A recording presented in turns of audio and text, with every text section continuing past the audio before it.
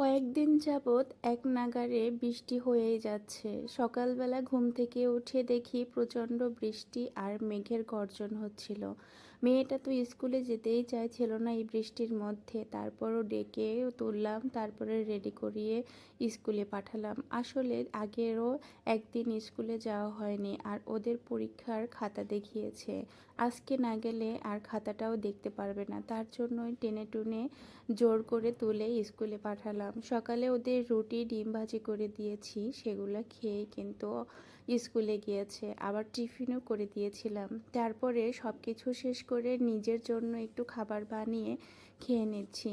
সকালের একটু খাবার না খেলে আর খাবার কোনো সময়ই পাই না। সারাদিন একটার পর একটা কাজ লেগেই থাকে। সকালে রান্নাবান্না শেষ করে নিজেকে একটু রেডি করে তৈরি হয়ে যেতে হয় পড়াতে।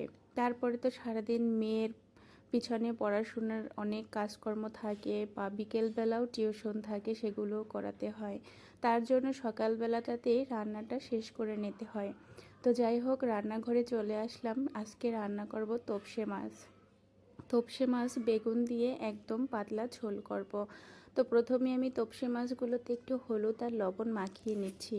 কড়াইতে তেল দিয়েছিলাম, তেলটাও কিন্তু গরম হয়েছে। তারপরে মাছগুলো দিয়ে দিলাম কড়াইয়ের মধ্যে। এরপরে কিছুটা সময় একটা পাশ ভালো করে ভেজে নিয়ে অন্য পাশটা উল্টে ভেজে নিচ্ছি। এই মাছগুলো খুব একটা বেশি ভাজা লাগে না, তবে ভাজতে গেলে খুব সাবধানে ভাজতে হয়, কারণ মাছগুলো অনেকটাই সফট থাকে, যে কারণে বেশি নাড়াচাড়া করতে গেলে মাছগুলো একদমই ভেঙে যায়। তারপরে আমি যে বেগুনগুলো একটু তেলে ভেজে নিচ্ছি, হালকা একটু লবণ আর একটু হলুদ মাখিয়ে রেখেছিলাম। তারপরে এই যে ভালো করে এবার তেলে একটু লাল লাল করে ভেজে নেব। বেগুনগুলো এমনিতে ফুটন্ত জলের মধ্যে দিয়ে রান্না করলেও ভালো লাগে, আবার একটু তেলে যদি নাড়াচাড়া করে ভেজে নিয়ে রান্না করা হয় সেক্ষেত্রেও কিন্তু আরেকটু বেশি ভালো লাগে। তাই আমি মাঝে মাঝে এভাবে একটু ভেজেই রান্না করি। আবার কখনো কখনো দেখা যায় যে ফুটন্ত জলের মধ্যেই কেটে ছেড়ে দেই, তাহলেও বেগুনগুলো খুব সুন্দর সেদ্ধ হয়ে যায়। যাই হোক, বেগুন কিন্তু ভাজা হয়ে গিয়েছে। এরপরে আমি বেগুনগুলো তুলে নিচ্ছি। আজকে বেগুন ভাজার পরে যে তেলটা থেকেছিল আমি আর বেশি তেল দেই নাই। এই তেলের মধ্যেই আমি জিরা ফোড়ন দিয়ে তরকারিটা একবারে বসিয়ে দেব। তো দিয়ে দিলাম কিছু পরিমাণে জিরা ফোড়ন দিয়ে একবারে এর মধ্যে দিয়ে দিলাম জল।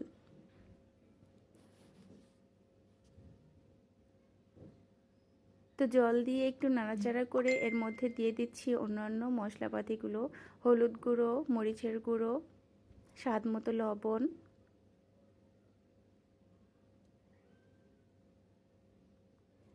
দিয়ে একটু নাড়াচাড়া করে জলটা ফোটানো পর্যন্ত অপেক্ষা করতে হবে।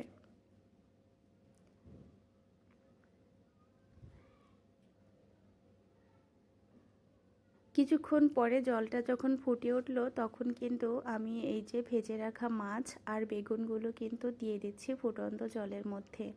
আজকে মাছের ঝোলে আমি খুব একটা বেশি মশলা ব্যবহার করছি না, একদমই সিম্পলভাবে রান্না করছি।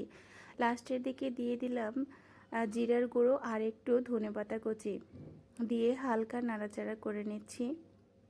সর্ষের বাটা দিয়েও কিন্তু রান্না করা যেত, তবে আজকে আমি এত ঝামেলা করলাম না, এভাবেই একদম সিম্পলভাবেই মাছের ঝোলটা রান্না করে নিলাম। আমার মনে হয় এভাবেও খেতে বেশ ভালো লাগে। অবশ্য আমার ভালো লাগে তাই আমি এভাবেই রান্না করেছি। তবে তোমাদের যদি ভালো লেগে থাকে এরকম সাধারণ একটা রান্না, তাহলে অবশ্য বাসায় ট্রাই করো। আর আজকের রান্নাবান্না কেমন লাগলো অবশ্যই কিন্তু কমেন্ট করে জানিও। নেক্সট ভিডিও পেতে সাথে থেকো, পেজটি ফলো দিয়ে রেখো। আজকের মতো বিদায় নিচ্ছি, টাটা।